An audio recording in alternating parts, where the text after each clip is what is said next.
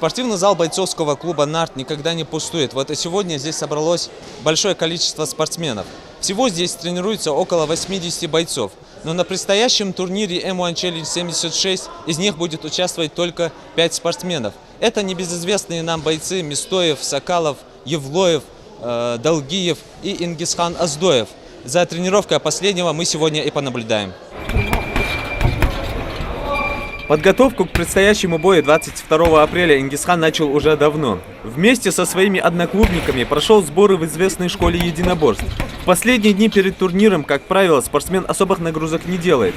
Все внимание бойцы уделяют, пожалуй, самому сложному процессу в подготовке с гонки веса.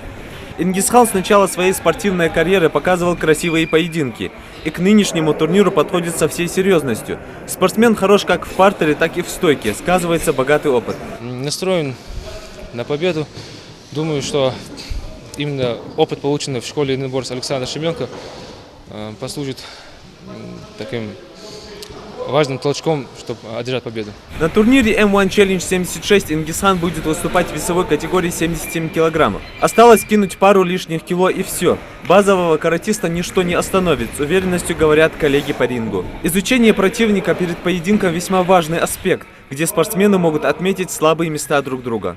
Сперва у меня был бразилец, Брюс Сотто его зовут, потом он по травме снялся, и вот недавно, где-то 2 недели назад, поставили молдаванина Алексея Валивахана. В большинстве случаев работает сначала начинает в стойке, пробивает там лоу-кики, работает боковыми ударами,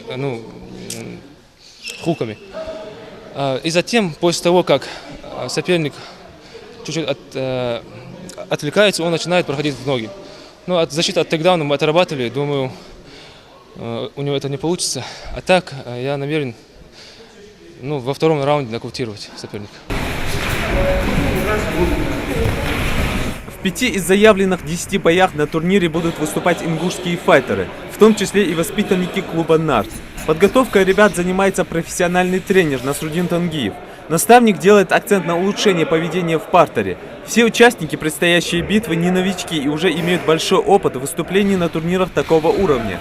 Насрудин возлагает огромные надежды на бойцов, особенно на Ингисхана Оздоева и Моусара Евлоева. На каждом турнире наблюдать за их успехами. Хотим сделать самый главный акцент на грэпплинг, потому что наши ребята, большинство, кто наблюдает за боями, за ребятами, да, они все видят, что они проигрывают обычно в партере. Болевой, удушающий. Вот. А так наши ребята стойки, они очень хорошие. Можно сказать, большинство все у нас стойки хорошие. Бои будут очень интересные. Вот Ингисхан Оздоев, он у нас 4-кратный чемпион мира по карате. Я вот с ним работал, да, я ему лапы держу, да, вот готовлю. У него очень сильный удар. Просто ему сейчас чуть-чуть добавить скорости, да, удара ногами, да. Будут жесткие нокауты, он может проводить, потому что парень вообще мне очень нравится, да, вот его техника, как он ногами бьет. Вот. У нас таких спортсменов очень мало. Впрочем, значение имеет не число, а особенности. 22 апреля на битве сойдутся лучшие файтеры. В самом главном титульном бою за временный чемпионский пояс против Невзорова на ринг выйдет воспитанник бойцовского клуба «Нарт» Моусар Евлоев. Нетрудно догадаться, насколько зрелищными будут поединки. Юсуп Гелесханов, Магомед Дидигов, Новости 24.